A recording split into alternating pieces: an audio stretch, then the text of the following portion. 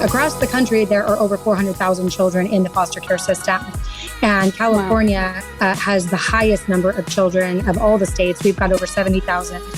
And in Orange County, we are up 10% through the pandemic.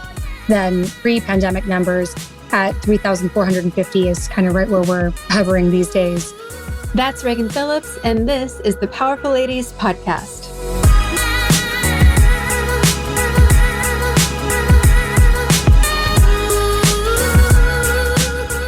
Hey guys, I'm Cara Duffy, a business coach and entrepreneur on a mission to help you live your most extraordinary life by showing you anything is possible. People who have mastered freedom, ease, and success, who are living their best and most ridiculous lives, and who are changing the world, are often people you've never heard of until now. It's shocking how many children are in foster care in the United States. Even more shocking are the statistics of how many children in foster care graduate from high school, end up in jail, or worse. That's why I'm so thankful that organizations working to save children from those statistics, such as CASA, exist. Today's guests are Regan Phillips, CEO of CASA Orange County, and Nancy Eaton, a local CASA advocate and fundraiser. Get ready to learn what's really happening in foster care, how we can save those children, and how incredible the women who are doing the work really are.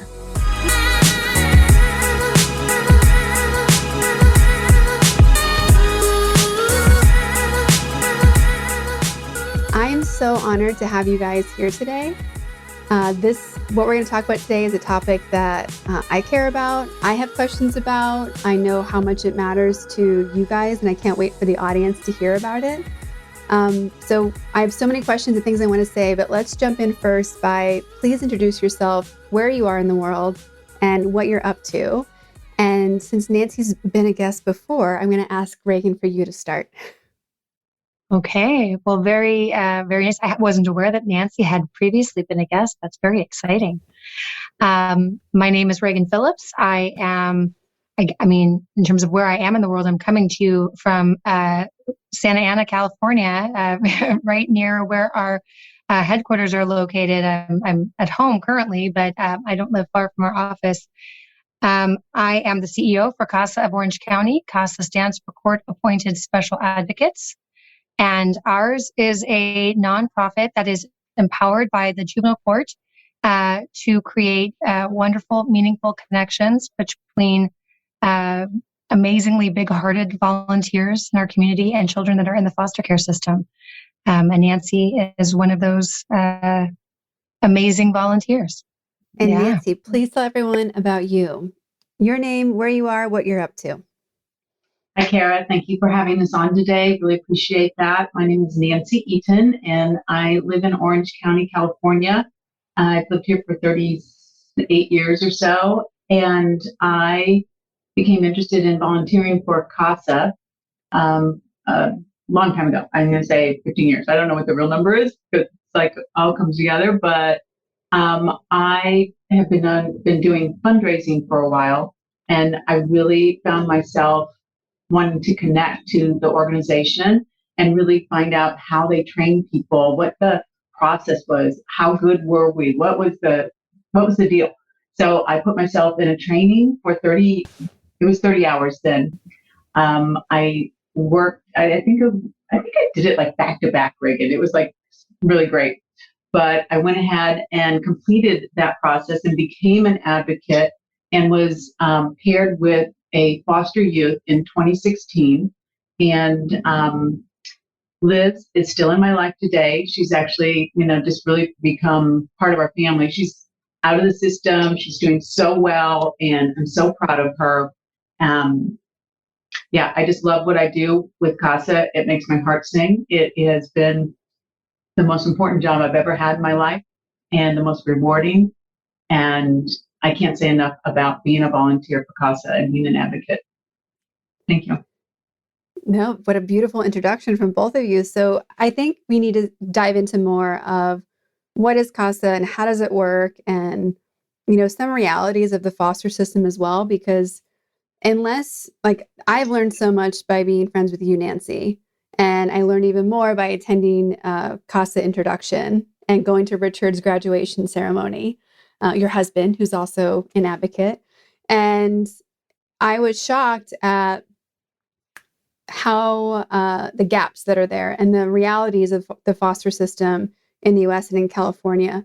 So maybe we just laid the groundwork of what are some of those realities so everyone listening can understand.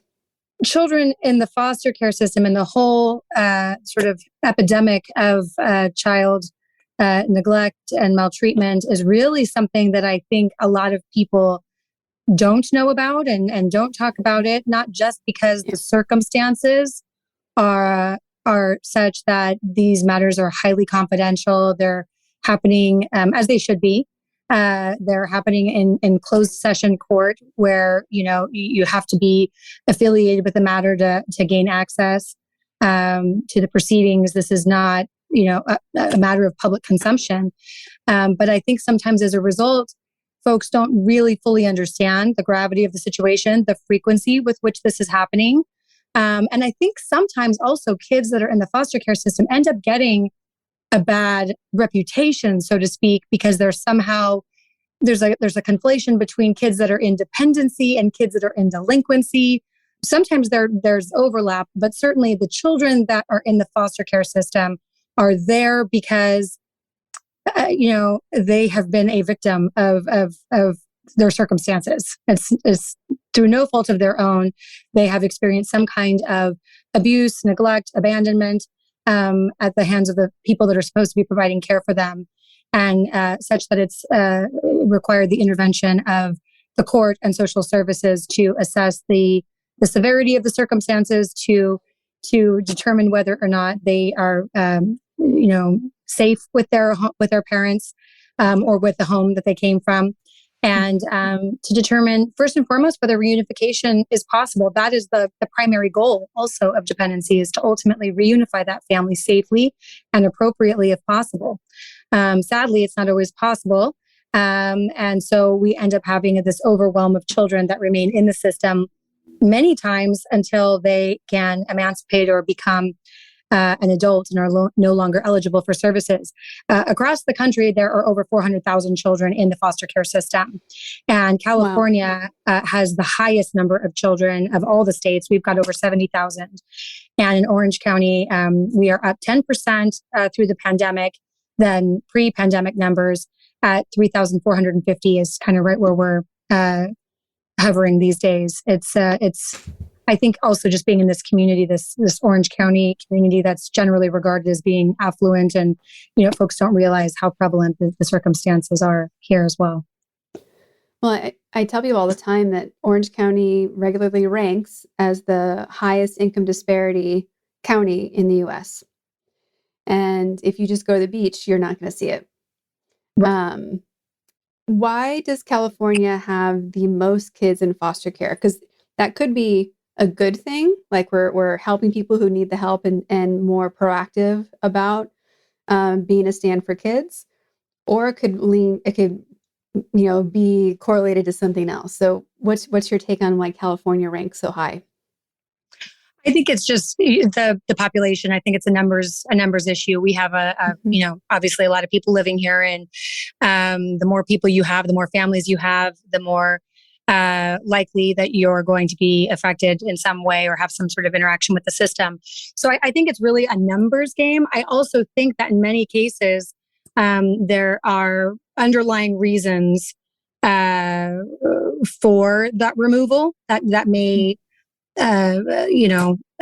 mental. I mean, there are horrific stories of that. I'm sure Nancy has heard. I certainly have borne witness to. I'm an attorney by trade. I started my career representing children in foster care, and I've seen quite a lot. You can't make up some of the circumstances that drive kids into care. It's really truly awful, but it's not always a circumstance that.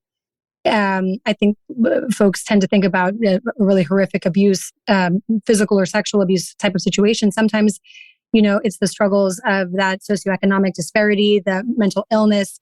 There may be substance abuse at play. There are other issues that then I think factor into the underlying problems that the family is facing. Oftentimes, those are obstacles and then make it more difficult to successfully complete reunification services. And I would argue, you said that it might be good that there's so many kids in California that are in the system. I don't know that it's a great alternative. It is the only alternative that we have. And as someone who has been close with the system, I can tell you, nobody goes into this line of work as an attorney, as a social worker, because they don't care. They absolutely care. But the overwhelm and the burden on the system is tremendous. I had 500 kids on my caseload alone as an attorney. That's untenable and unethical, frankly. So yeah, that's too many. You can't do a good job. The CASA program and the fact that we can partner these individual volunteers who are choosing to be there and choosing to forge a relationship with a child one-on-one. And in some CASA programs, it may not be one-on-one. For Orange County, it's absolutely a priority for us. That level of personalized attention and advocacy is a game changer in terms of their experience with the system. And Nancy's experience with Elizabeth is an absolute testament to that. Yeah. And for everyone listening who doesn't know the full side of it, right? Like when you have when you're connected to a CASA child, it's really private, as you mentioned earlier, right? Like you have to hang out with them one-on-one, like no one else is involved, like you're not talking about them else, like it's very private for that CASA. So the fact that we can reference Elizabeth now is because she's aged out, and now she and Nancy get to have a regular, friend relationship, which I think is really great that exists. I've had the pleasure of meeting Elizabeth, and she's awesome. And I really enjoy that I get to share the pride with Nancy of like what she's taking on now. Like it's knowing that a friend is acting as a CASA advocate and has all this like joy and pride that they want to share about their CASA kid, and like they can't, was really interesting to watch, because Nancy would just be like, she's so great, I can't wait. But it's also, there's so heartbreaking, this entire conversation of just how many kids are in need in Orange County alone, let alone California and the US. What's the percentage of kids who go into foster care that do get reunited with their parents or guardians versus those that don't? Yeah, that's interesting. It's actually a pretty low number. While that's certainly the goal at the outset of the process, and depending on the age of the child, what the sibling structure, and whether or not they've been in the system before, there's generally a predilection towards giving those, if not a statutory requirement, that those reunification services are afforded. But the reunification rates are pretty low. I would hesitate to put a statistic on it because I'm not confident about it. But I would say, it's well below 50%, probably closer to. I would imagine it's below 30%. So we're talking about a lot of children that are not going to be having that successful reunification. And it may take, and even if they do, it may take years before it really can happen, whether it's a reunification with their family of origin, or it's an adoption or other permanent type of outcome with a guardian, a legal guardian outside of the system. So, yeah. So that number includes people adopted out of the system. Well, and that's why I'm hesitant. I actually should have a better statistic on this. I'm not confident, and so I hesitate to give it. Reunification efforts are low, but reunification success is low. But it is. I know that the number of successful outcomes coming out of the system are not as high as we would like them to be. Yeah. Richard's CASA kid reunified with his family, and there was maybe 4 or 5 kids in the family, and they ended up reunifying with the dad, not the mom. But that was interesting. Yeah. And then all your thoughts and feelings of the CASA, and is this the right thing or is it the wrong thing? You're giving input and what you see and how they decide how that happens. And it took a long time. I think he was in foster care for a while. What do you wish people knew about CASA that people probably don't? What do you wish they knew? I'll just jump right in on that. But I just really want people to be inspired to volunteer some of their life to make a difference for other people. And if we as advocates get our job done and do what we can to guide a young person through that part of their life, it's like it's huge that a kid becomes an adult and they are successful in the world, but also what it means to our community, not to have a kid on the streets suffering, penny to, paycheck to paycheck. Maybe if they have a job, they're not homeless. It's just exponential how the community is positively impacted by your volunteering your time and your energy and sharing your heart with somebody. It's really that's what I would want people to know, like what a difference you can make. And Nancy, maybe you'll explain a little bit more of like what it really is like to be a CASA. Like how much time is it? Like I think the closest correlation people have listening probably is like a big brother, big sister program. And it's Right. very different. So what does it mean to be an advocate? I can tell you what it meant for me. I think it Mhm. really is determined by the age of the child and what's going on with them and how involved you need to be. I spent at least 2 to 3 days a month with Lizbeth, and I would pick her up from school. We would do any errands that she needed to do. We'd have some kind of dinner at usually we ate at one place. It's our favorite place right by our school. And then, we would talk. We would just spend one-on-one time talking about what's up, what's next, what do we need to make happen, any issues she had in her group home or where she was living. But I would text, we'd communicate between sessions that we would work together. And that's like the time commitment. Mhm. She lives about 10 miles up the road from me, but it's like at the 3 o'clock time, you'd have to be at school. I felt like a mom again going to pick up at school, and I'd have to be there on time. And the most important thing for me was to be on time and be there every time I said I would be. And so I'd start out like an hour ahead of time just to make sure I made it happen. Um, but that's kind of the time thing. But as far as the emotional investment, it's pretty, there was some stuff that, we had conversations about. We we really broke things down and like talked about real issues for her. And, that's an emotional connection that you're making. And it's give and take because she was great. And she gave back to me too. And, her appreciation and how grateful she was to be with me. And gosh, I can't say enough about that. She's smart. And that was just, it was just, I lost my train of thought because that's where I go when I'm talking about her. But I spent a lot of time also working with like the teachers if something wasn't going wrong. And I like the social workers and like there was different people in her community that I needed to talk to. So I was finding out who they were, giving them a call, calling them back, blah, blah, blah. And so that's a little bit of effort in getting in there and work to do. Elizabeth was really pretty easy. I don't think she was a typical person. I don't know. Maybe she is. Yeah, that's kind of it. Did I leave anything out? Well, I guess my question to Regan is like, how does Nancy's experience working with a teenager vary than a CASA advocate for someone who is in middle school or grade school or even, under 5?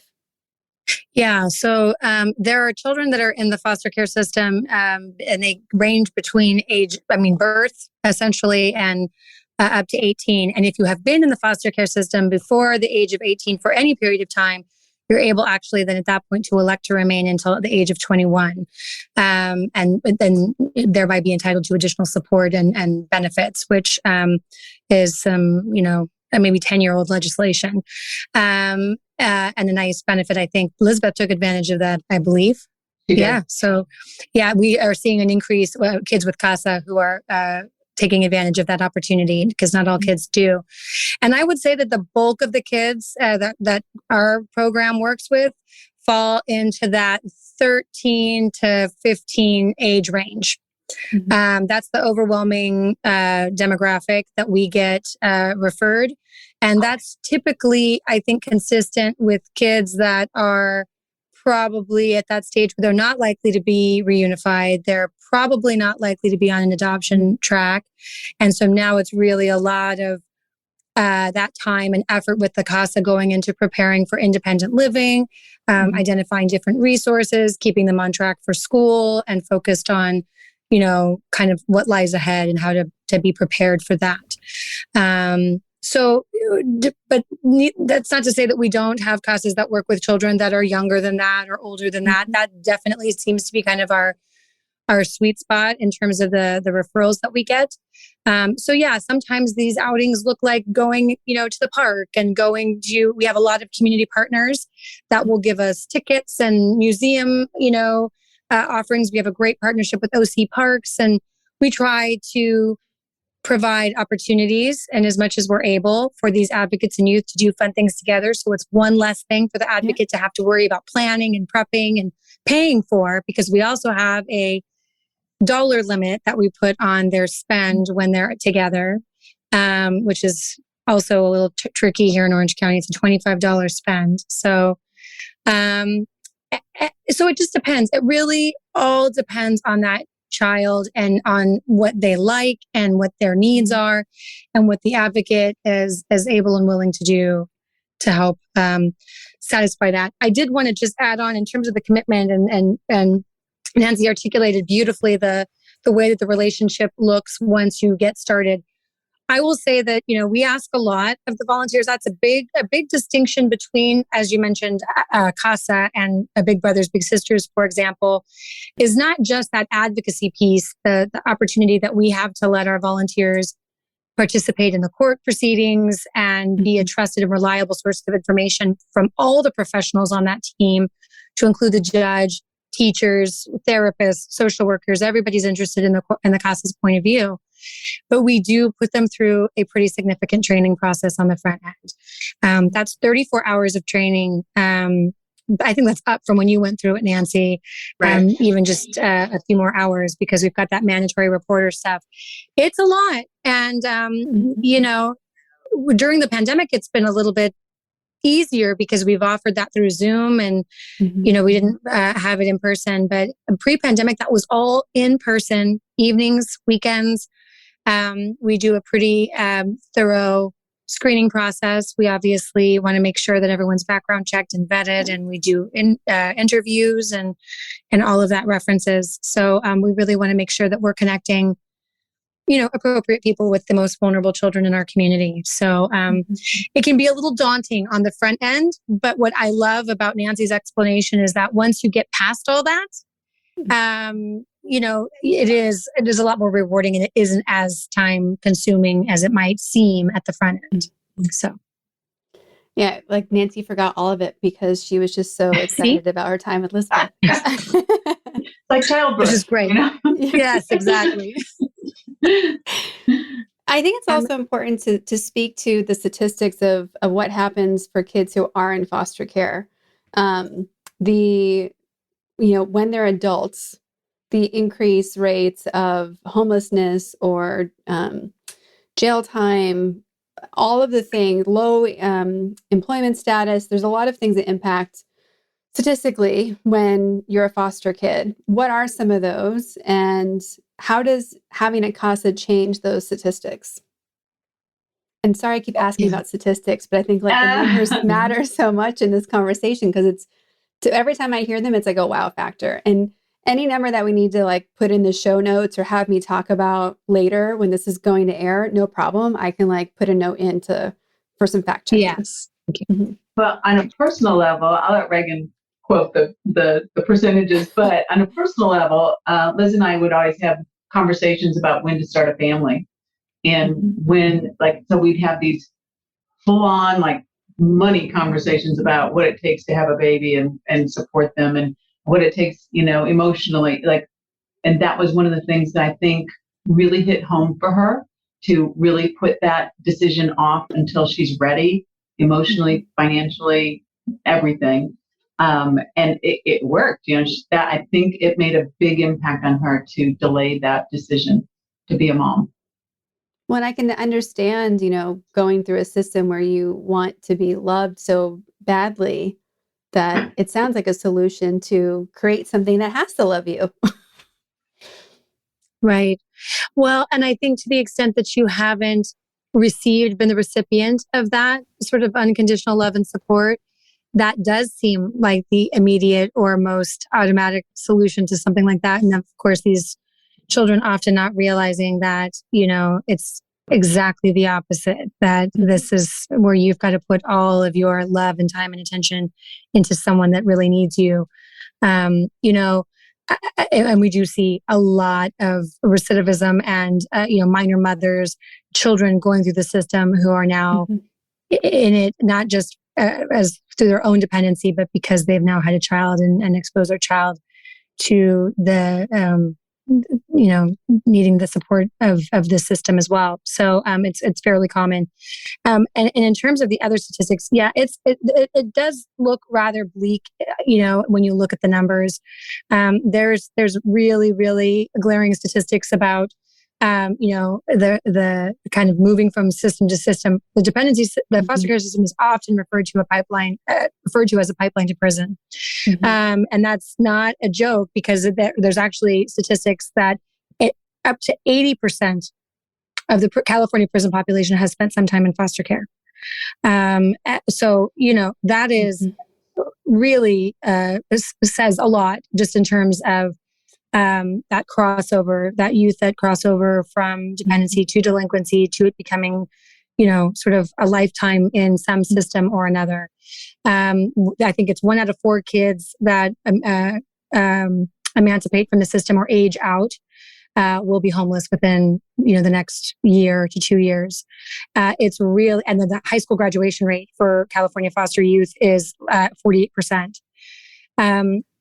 Because CASA works with the child exclusively under the, we're a codified part of the welfare and institution system. So our work with them is done during their time within the dependency system. We have a lot of anecdotal information about what happens after the fact, because a lot of our volunteers will continue to stay in touch, not only with that youth, but with us as well.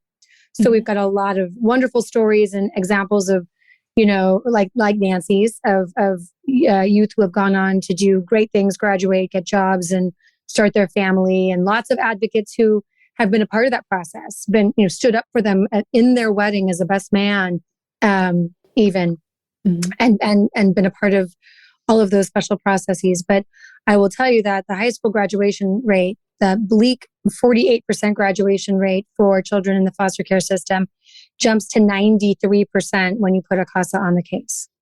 And so what I think that does, it's amazing. I mean, it's truly amazing. What I think that, it truly is. But what I think the power of that, single statistic is that you can extrapolate something that powerful into just about every other facet of their life, even if we don't have hard statistics on those things. And, oftentimes I'll get asked, what does success look like, for these kids? And it's really, really tough to answer that question, because there is no one definition of success for these children. Certainly we want to be able to, open their eyes to all the possibilities and their own intellect and confidence, and tap into that for themselves, knowing that they have a cheerleader and someone who's going to be there to support them through it. But for some of these kids, success might mean, getting up and going to school in the morning. It might look drastically different. And so, every case is very different, and we want to make sure that we're really addressing the unique needs of that youth with every hope and opportunity that they can come out of the system as an independent, self-sufficient, contributing member of society. I was so struck when I went to the introduction to being a CASA advocate that Nancy hosted at her house. And I think was it Miguel who was there, Nancy? Yeah. But he shared a story of the child in foster care who his CASA taught him how to deposit his checks. Like he had a box full of checks and he's like, I haven't been getting paid. And they were like, what? And realized that this child was never taught how you get paid, like how you deposit checks, what banking system looks like. And I've had Christy Dinsmore on the podcast, who's a co-founder of Reevolution, which is helping kids leaving incarceration and reintegrating into society. And usually they've been in jail since they were young, 18 at the oldest and often younger. And she shared a very similar story of how part of the programming they offer is just teaching them how to do normal functioning things that we forget that someone had to teach us.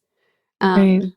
And it's, there's so many things that if no one tells you, you just don't know they exist because they don't show up in your world. And so that story always stays with me. It's like, okay, well, if they don't know about banking and how to get paid, then they probably don't know about how to, what you do to go to the dentist or to make doctor's appointments or how to interview or apply for jobs or, even just, how you show up for etiquette at a place so that you can be an adult and fit into some of these scenarios that might be outside of your scope. Like even myself growing up in New England, I'm so happy that we're forced to go to like a etiquette class one day, because you show up at places and you're like, that's a lot of forks. And I've never even seen silverware. So like of this fancy. So now what? That's a great project, Kara. We could do cotillion. We can do a cotillion for foster kids. Like, what's the etiquette? Where's your napkin? How do you do this? And where do you sit? And do you pull the chair out? The whole thing. I like that. Yeah. Oh yeah. We've actually had one of those dinners before. We used to have an annual dinner at Five Crowns. They would host a dinner and we would be able to send some kids and they would have that experience of learning all of that. Actually on site at CASA, at our headquarters, we have a small kitchen. And oftentimes the advocates will come in with the youth and that's where they'll teach them how to make spaghetti and, cook basic, sort of meals and bake together. And we have a little table right outside. I mean, it's there for staff, anyway, but we open it up and of course, always get very excited when advocates come in with the youth to do this on site because it's a real treat, especially when they make something delicious and then they come around and share. But I have seen them sit outside at that table and bring all the utensils and all of the, place setting and set them up and then sit and enjoy their meal and have that little mini etiquette class, just the two of them, just to learn those things. But I mean, even just to acknowledge that, learning about banking a check or depositing checks and banking and etiquette. I mean, there are even circumstances that I mean that you wouldn't believe. One of my most memorable cases that we've had come through was when we matched up one of our advocates who had grown up with a deaf mute sibling. And so she was fluent in sign language. And there was a young man who had been at a group home for a period of time. And he had many behavioral issues. He was non-communicative, non-verbal, struggling in school, really had a tough time, never formally diagnosed in any particular meaningful way. And she was welcomed as the advocate onto this group home site and said, well, you can't go off site with this young man. He's very dangerous. He's harmful to himself. You've got to stay on site where we can see you in this room. And I mean, he was essentially a prisoner on this, property, not being allowed to do things. Through time, patience, consistency, and creativity, she started teaching him using some of the signings that she had used with her sibling and showing him pictures and realizing that he was very receptive and was able to learn and understand and communicate with her. And she advocated to get permission to take him off site so that she could expose him to more things and more words, thereby increasing his language. And then she went to his school and got on his IEP team and started advocating for him in the classroom. He was a deaf mute person who no one had taken the time to even try to understand that this was something that he was struggling. Of course, he had behavioral issues. Of course, he was violent and acting out. And of course, he was dangerous and depressed. This woman, Helen Keller. right? But no one, and every school has an obligation to pay attention and to offer services. But you have to have an advocate. You have to have someone who is raising the flag and saying, we got Yep. something here, and someone who is willing to ask questions and get curious and be creative about exploring options. And this woman single-handedly changed his life. He can communicate. He has friends. He plays on a Special Olympics basketball team. He has a completely different life because of her. Like it will make me cry. It's just, there's so many things that these advocates do. It is just unbelievable to me, through that patience and that willingness to be there for someone else and to ask questions. That's all. Yeah. And Remarkably simple. so often when we talk about, our country being divided or the world being divided into individual countries, whenever you talk to people, usually they say we should take care of kids. That's a universal human thing. Wherever you show up, people want to have good food and have a dinner together, and they want to take care of their family, their kids, their elderly. Like it's just part of the human experience. And this is such an opportunity for people to really step into that in a bigger way, because there are so many kids who need it. Yeah. And the fact that, yes, there's hours to do the training and make it happen, but once you're in that space, like you get to go meet an incredible human that you don't know yet. So obviously there's lots of compelling reasons to work with CASA, to volunteer, to donate, to become an advocate yourself. But I'm really curious, and I'm going to start with Regan, of how did you end up in CASA? Was this something, if you go back to 8-year-old you, would you imagine that this is what your life has been dedicated to? Or does it surprise you where you've landed? I don't know that 8-year-old me would have comprehended any of this. But I will say, and I don't know what exactly it was that really, compelled me to pursue advocacy for children. But I will say that it's been a part of my background for, as long as I've been kind of an adulting person. Yeah.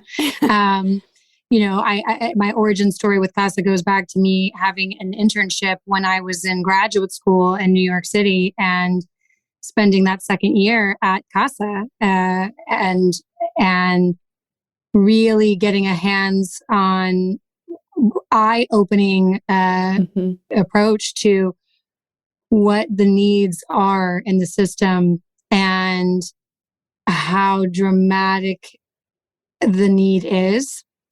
And being, I think, in that setting in New York City and all CASAs, there's about 950 chapters across the United States. They all operate a little bit differently, but it's this same basic premise across. And so I was frequently in the courtroom on behalf of the CASA volunteers who were unable to attend. And it was shocking to me that these attorneys that were supposed to be representing the kids did not know, a lot about what was going on. I often felt like I was the one who had the most information to share or the most accurate understanding of the circumstances of the case.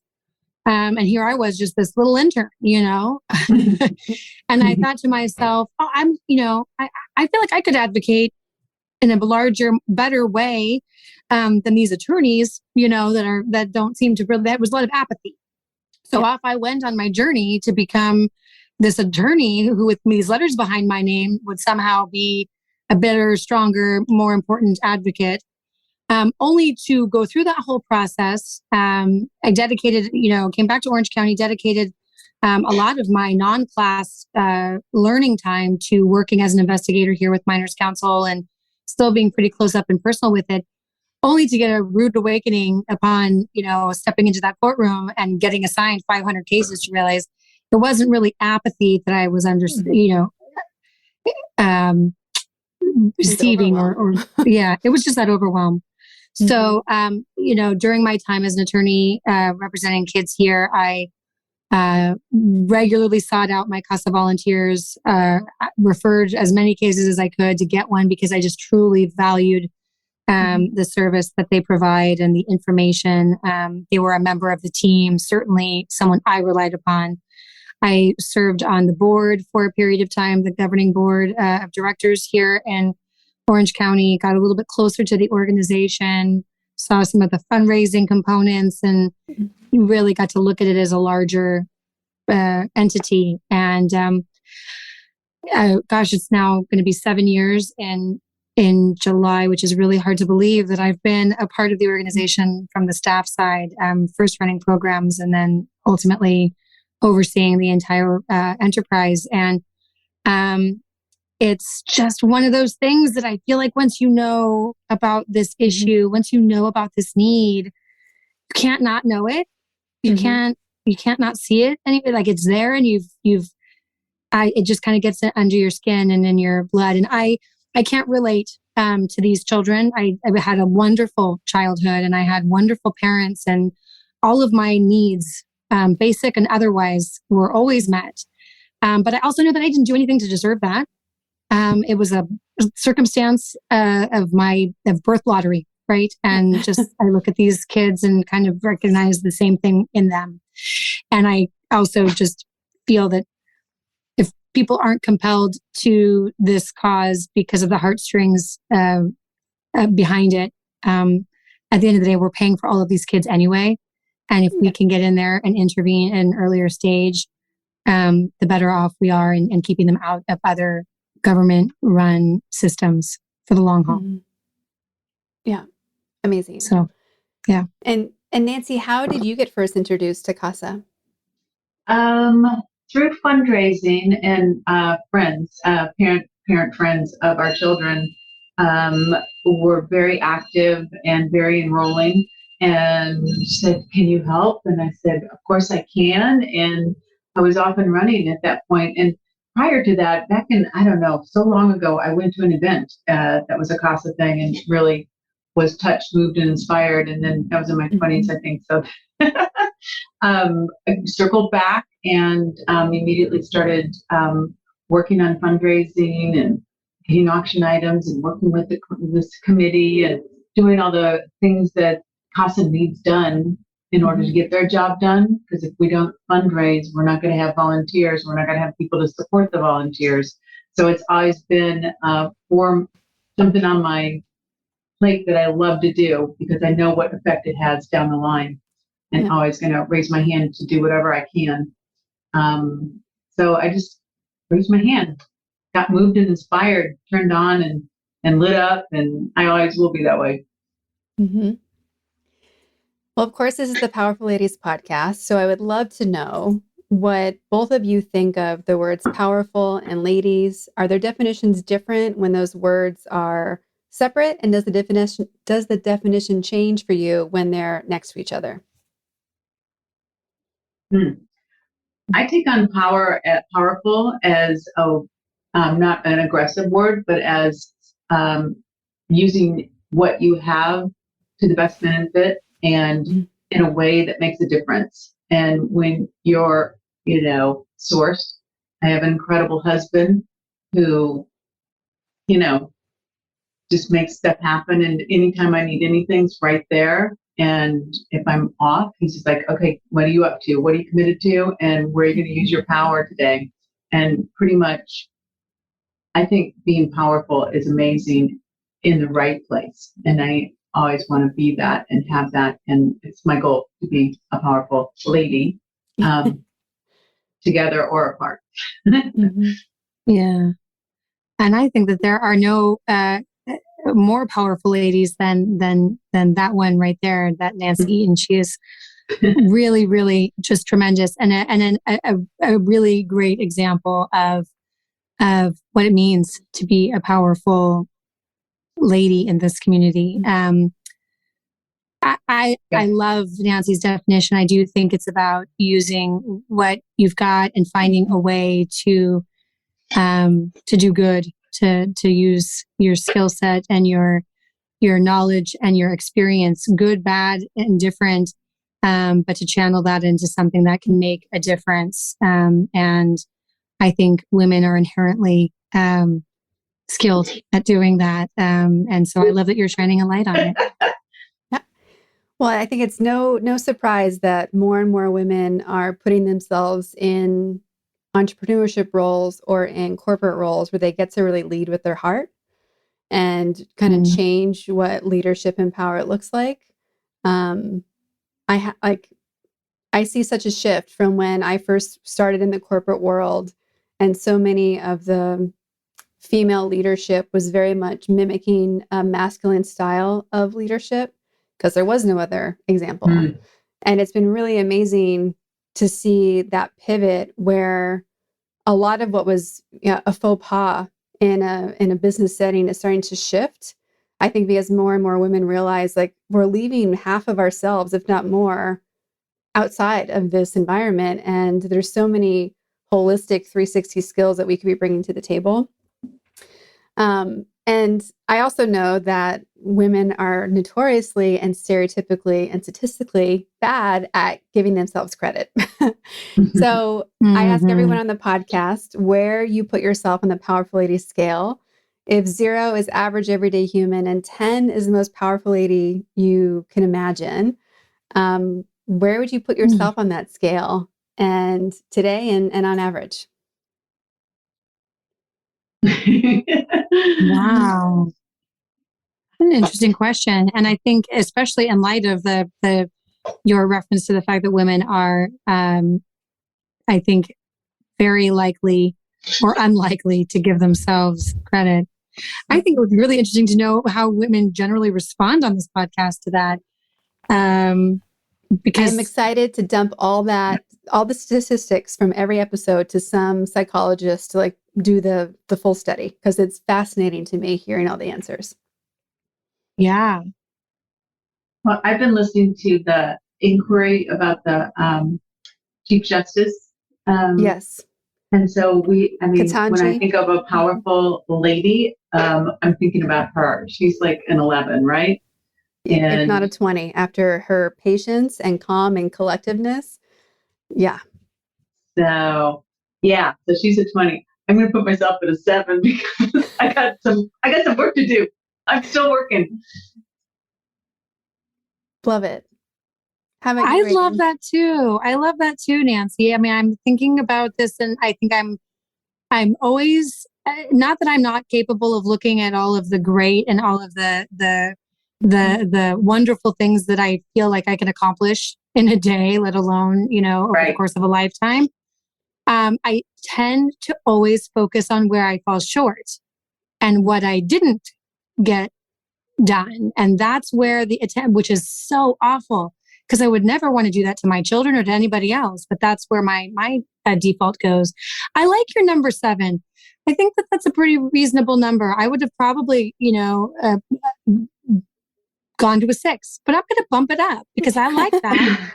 and I will tell you that stepping into leadership at CASA, I didn't intend to be necessarily in a leadership role here. I've sort of fallen into it. And I think maybe as a result of that, or maybe, I don't know what it is, but I definitely feel like I brought, because I don't know any other way to be an authentic way of being into that environment. I'm a mother first and foremost. I've got 3 children, and one of them was quite little when I started. They're all, he's still little, but he was, really little when I started. And I don't cross some magical threshold and all of a sudden not have those priorities. I am who I am everywhere I go. And that includes, by the way, my commitment to this organization. It's not like I walk the other side of the threshold and turn the lights off and I'm no longer there. It's with me. But work is not a place you go. It's what you do, and it's with you always. And I think that it's a motto that was instilled in me by my parents growing up. You are the work. It's not a place you go. You are the work. And it really translated well over these past couple of years as we were working from home. But as I tried to explain to people, maybe they understood that better. But I think it's really, really critical and lovely to see female leaders bringing that into different workplaces. And that is one thing that I do feel particularly proud of, is that I have a lot of younger women and mothers and all kinds of women that work at CASA who have been, I think, very happy to know that they don't have, I mean, this is a children's advocacy organization for crying out loud. Of course, we're going to prioritize your own family and your own children. And that's, there's a balance with everything, but that always is going to come first. And you shouldn't feel bad about it. And you shouldn't feel like you can't own that and express it and live authentically and holistically, in and through your work. So, I appreciate you raising that, because it's definitely a challenge and one that we continue to navigate. When I like your 7 too. I like your 7 too. And I like the gap between the 7 and the 20. The gap, living in that is very empowering for me. It's like, wow, there's the gap, and here I'm going to go fill it. So it's not a problem for me to be a 7 member. Yeah. From the outside looking in, when I think about the work that you guys do on a daily basis, I think about, wow, like, one, you must take actions that feel brave on a regular basis to be a stand for the commitments you have for these kids and what they're going through. And at the same time, like, you must be Jedi masters at how you deal with the emotional weight that you can't help but absorb in these topics and in knowing what you know. So it's a two-part question of, how often do you feel like you have to be brave and step into a bigger space than you maybe thought you were prepared for? And then second is, how do you make sure that you're taking care of yourself and your own mental health, and making sure that you aren't just filling a backpack full of like every horrible thing that you've heard on this journey? Yeah. Well, good questions. I think that a question I got asked a lot when I started practicing in this area, and would tell people what I did every day, especially at practicing. At this point, I'm not in it. I'm not front line. Yeah, I often tell people the best part of my job right now is that I get to see a whole lot of good in everybody. I get to see these volunteers coming to the table, our incredible supporters coming to the table, our board of directors.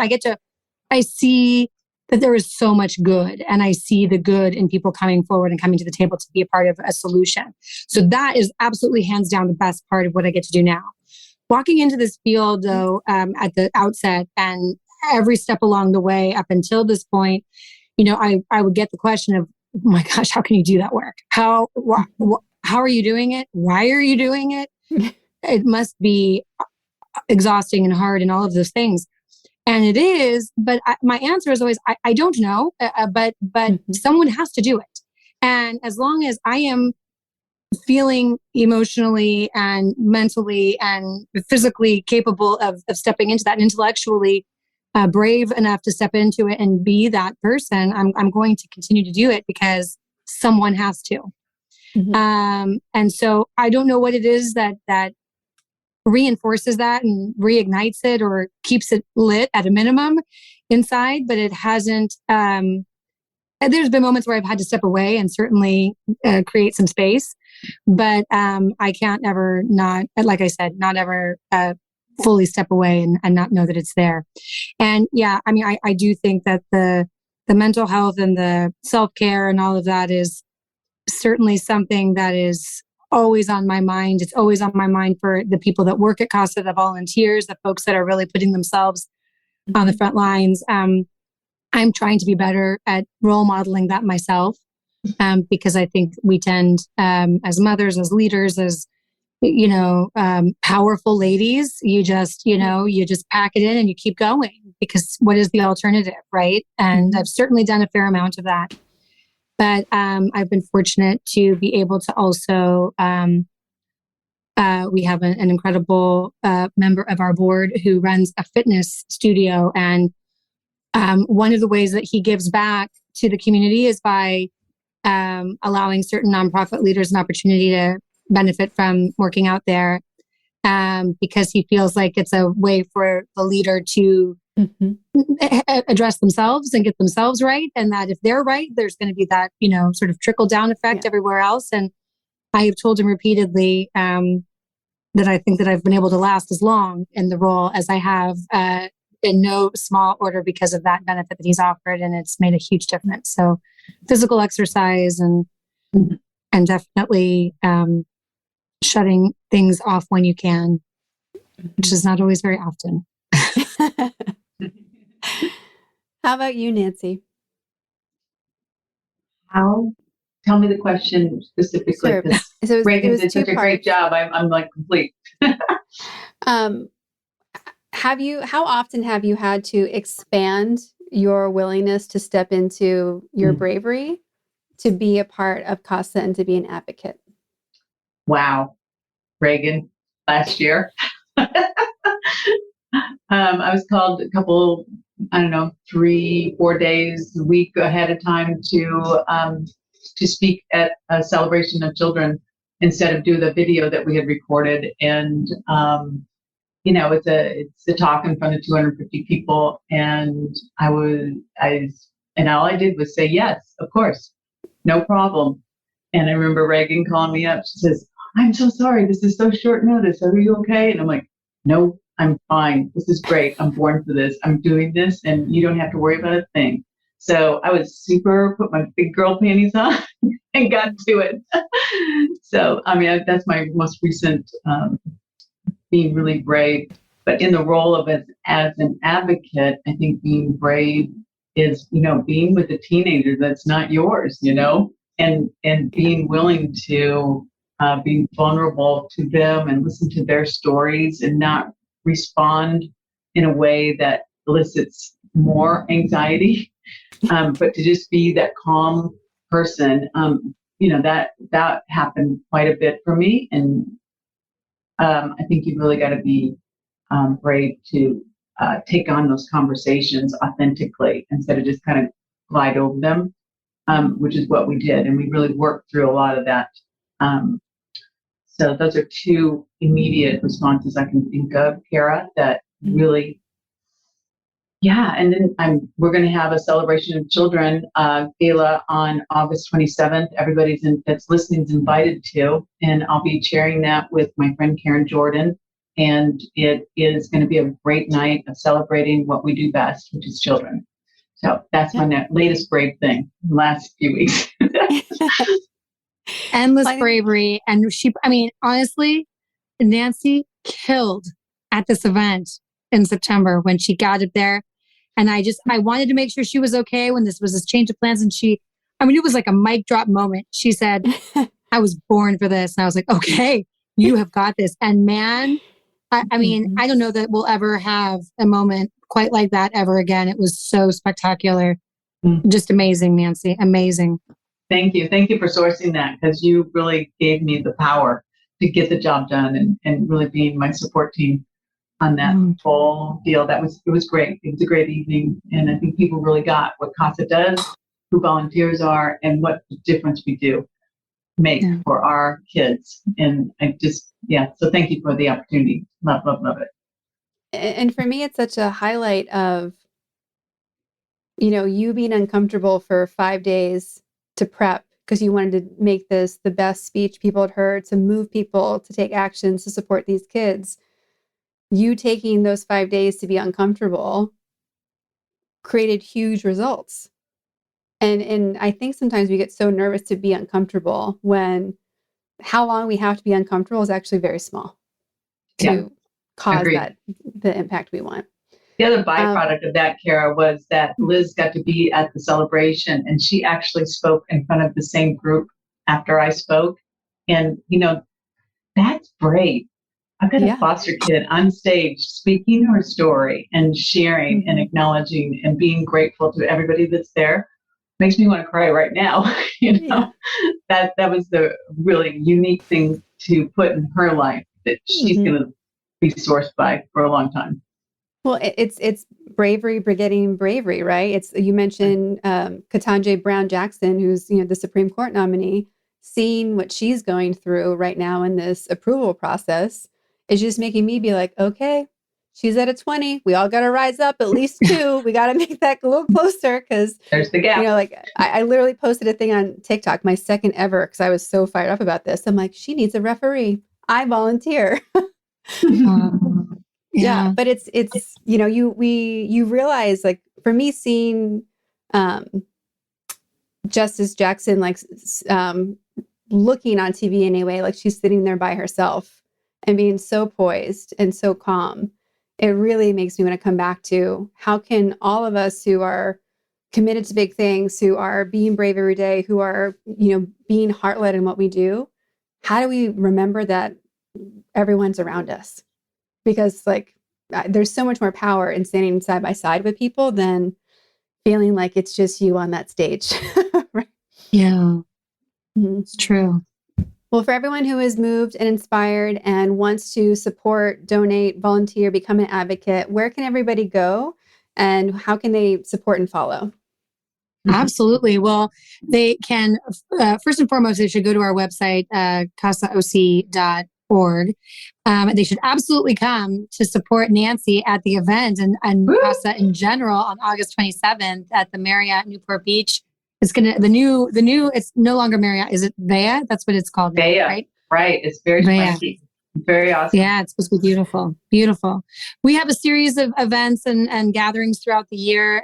We have some really amazing supporters that just are very, very fun people, always making sure we've got something fun going on. We've got a pickleball tournament coming up on June 4th at the Newport Beach Tennis and Pickleball Club. And we do a holiday luncheon event every December as well, which is really, really beautiful and special. It's a fashion show and luncheon.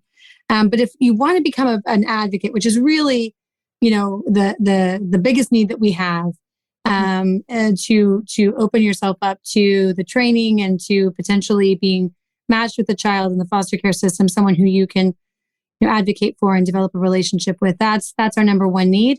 And you would just go to our website, CASAOC.org, and you can sign up for an informational session. That would be the first step.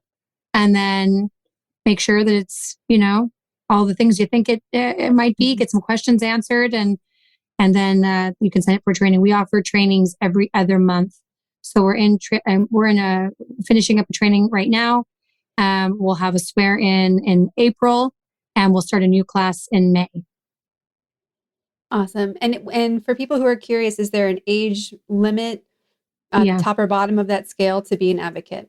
Yeah, thank you for that. I tell people all the time, what we're looking for are people who are over 21, because yes, you do have to be 21 years of age to be a volunteer. Over 21, going to clear a background check. That's pretty important. But open heart, open mind. You don't need to have any background or experience in social work and psychology and in the law. None of it. We will walk you through that process and give you training. And much of our program staff really is these coaches, these case supervisors that we have that really ultimately act as a coach to all of our volunteers and stand alongside them as they navigate the process and help them through their advocacy and answer questions and offer encouragement. So we'll provide the rest. Open heart, open mind, and you don't need to be a parent, right? You can just show up as... Mm-hmm. Yes, absolutely. It's just a relationship. You don't have to have children of your own, or particularly, aspire to not at all. You don't need to aspire to be a parent to anyone else. It's really just about developing that relationship and that mentorship and advocacy piece. Yeah. Well, it has been such a pleasure to meet you, Regan, and to have you and Nancy. A yes to me, a yes to the Powerful Ladies podcast. Thank you, Nancy, for being a stand that this conversation happened. And I just really want to acknowledge both of you for the work that you're doing for the people who need it most in this community and for inspiring so many people. I really can't wait to hear the impact that this conversation has and to see, again, the power that you guys have continue to multiply and expand. So thank you so much. Thank you. Thank you, Kara. Thank you for having us and for all you're doing to highlight powerful ladies throughout the community. It's wonderful.